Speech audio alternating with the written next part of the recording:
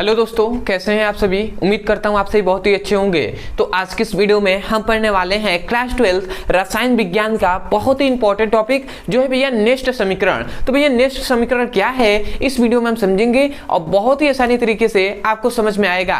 फिर भी मैं एक बात आपको बता दूं कि ये बहुत ही इंपॉर्टेंट टॉपिक है क्योंकि इस पर बार बार भैया टिप्पणी लिखने के लिए आ जाता है क्लास 12 बोर्ड एग्जाम में। तो चलिए दोस्तों हम अच्छे से इसको समझ लेते हैं। तो यहाँ पे हमने लिखा है भैया सबसे पहले नेस्ट समीकरण। तो भैया नेस्ट एक नामक वैज्ञानिक थे, इन्होंने तीन चीजों पर निम्नलिखित संबंध दिए हैं और वही संबंध भैया नेस्ट समीकरण कहलाता है। तो उन्होंने क्या कहा, ये अगर आपको आ जाए कि टिप्पणी लिखने के लिए या कह दे कि नेस्ट समीकरण क्या है समझाइए, तो आप क्या लिखेंगे भैया, आप लिखेंगे नेस्ट के अनुसार, मतलब नेस्ट जो वैज्ञानिक थे उनके अनुसार किसी ताप T पर, किसी भी ताप T पर जो धातु इलेक्ट्रोडों का विभव होता है जिसे हम E से प्रदर्शित करते हैं, मतलब धातु इलेक्ट्रोडों का विभव E तथा मानक इलेक्ट्रोड विभव E0 तथा विलयनों में धातु आयनों की सांद्रता m बाई क्या कह सकते हैं Mn प्लस में निम्नलिखित संबंध होता है, यही इन्होंने कहा था।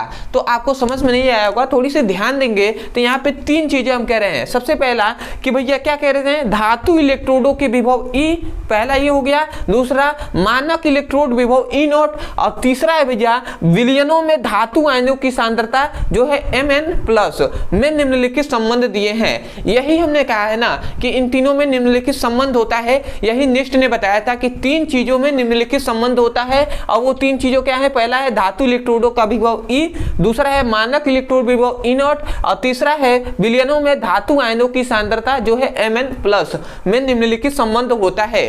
इतनी ही बात आपको केवल लिख देना है यदि आपसे टिप्पणी पूछता है तो। उसके बाद यदि आप इस फॉर्मूले को लिखते हैं तो आपको फुल टू फुल मार्क्स दिए जाएंगे। तो ये फॉर्मूला क्या है, यहाँ पे फॉर्मूले में बताया गया है E equal to E0 minus 2.303 RT by NF।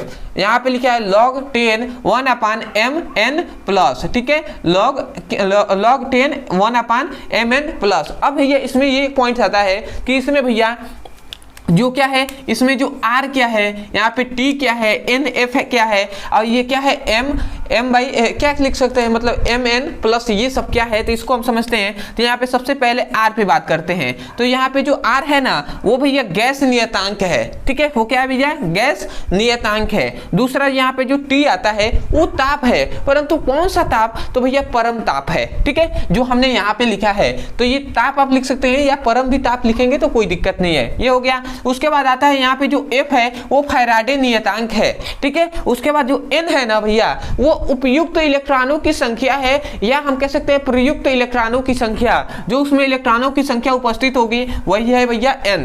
अब आता है कि Mn प्लस क्या है, तो यहाँ पे हमने बताया था विलयनों में धातु आयनों की सांद्रता है, वही हमने लिखा है विलयनों में धातु आयनों की सांद्रता। तो आशा करते हैं जितनी भी बात आपको बताई गई है वो बहुत ही बेहतरीन तरीके से समझ में आ गया होगा।